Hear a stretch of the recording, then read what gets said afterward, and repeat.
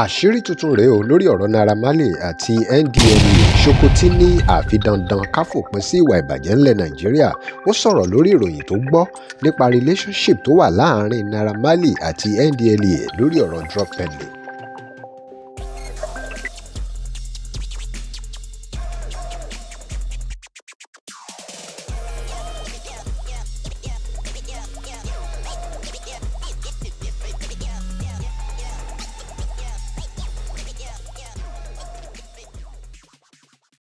Welcome to DIGINAIJA, where we bring you the latest stories. Remember to like, share, and follow us. Shokoti, a revered veteran of the Nollywood film industry, has made a resounding call to action aimed at eradicating the deeply entrenched vices within the society. In his statement, Shokoti emphasized the need for a collective effort to confront the society ills, hinting at the presence of even more shocking revelations. Ó ní látàrí gbogbo ohun tá à ń rí tá à ń gbọ́ yìí, ó ní ó pọn dandan fún gbogbo wa nílẹ̀ yìí láti rí i pé gbogbo nǹkan tá a bá pè ní ìwà ìbàjẹ́ ẹ jẹ́ ká mọ̀ gẹ́gẹ́ bí ìwà ìbàjẹ́. Ẹ má jà sọ pé ó kàn fẹ́ jọ ìwà ìbàjẹ́ ni. Ó ní ohun tí ò dáa kò dáa. Ó ní ọ̀nà yìí náà la fi lè mú ìwà ìbàjẹ́ kúrò nílẹ̀ Yorùbá àti gbogbo Nàìjíríà pátápátá. Ẹ gbọ́ ohun tó sọ. Ó fẹ́ fi òpin sí aburú tó ń ṣẹlẹ̀ láàrin àwa ọmọ Yorùbá.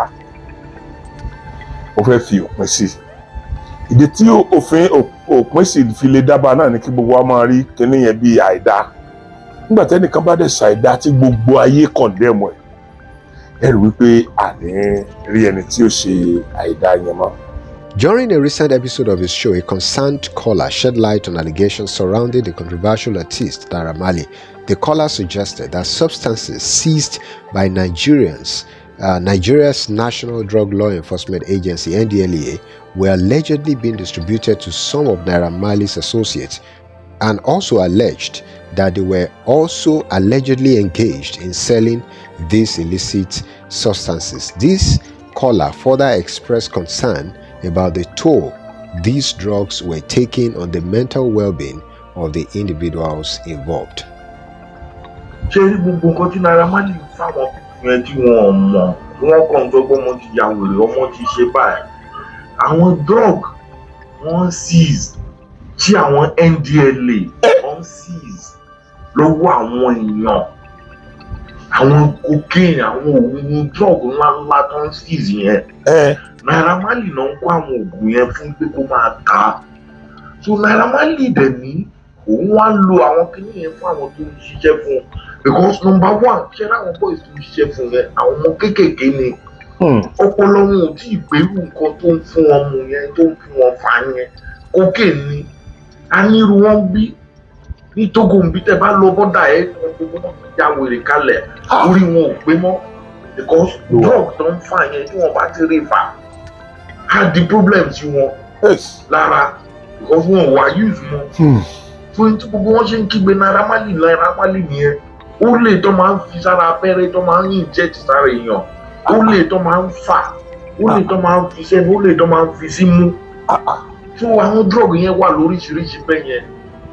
Ọmọ Yorùbá ni mi jẹ́ lọ́rọ̀ àbíàmọ́ ó ń ká mi lára ni mo ṣe sọ̀rọ̀ yìí. Ohun tí Ṣokotí wá ń béèrè ni pé ńgbà tá a wá mọrú èèyàn báyìí tó bá jẹ́ pé lóòótọ́ gẹ́gẹ́ bí wọ́n ṣe sọ bí kọ́là yẹn ṣe sọ bẹ́ẹ̀ náà ló ṣe rí. Ó ní pé kí ló dé tó fi jẹ́ pé òun náà wá yàn gẹ́gẹ́ bí ambassador fún àwọn NDLEA gẹ́gẹ́ bí ohun tí àwa gbọ́ tá a rí lórí fídíò Ṣokotí.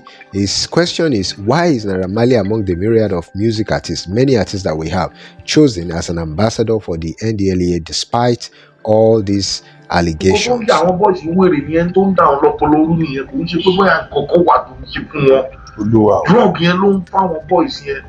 Àwọn gọ́ọ̀mẹ̀ntì Nàìjíríà náà dẹ̀ ń lo àwọn pépì yẹn fún iṣẹ́ yẹn.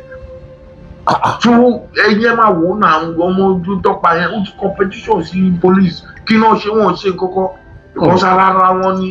Ọlọ́gbọ́n tó ń bá ṣe pé kí ní gbà lẹ́nu ó yẹ ká protest lórí àwọn ọlọ́pàá Nàìjíríà.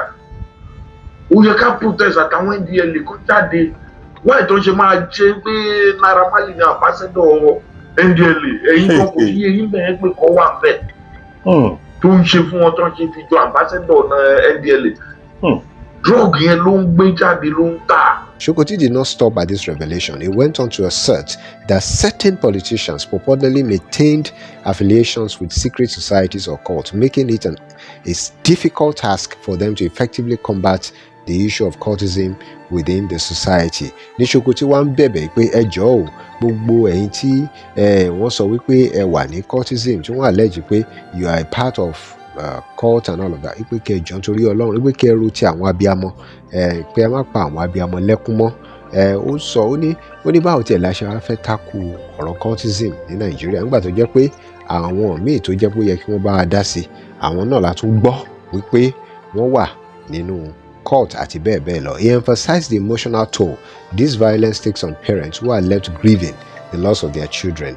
Addressing the law enforcement agencies and political figures, Shokoti urged them to steer clear of involvement in cult, drug peddling, and other antisocial behaviors. He implored them to set a positive example for the community and uphold their duty to maintain law and order. Drop your comments. Remember to follow us for more stories. Like, comment, and share. This is DIGINAIJA. Thanks for watching. Bye for now.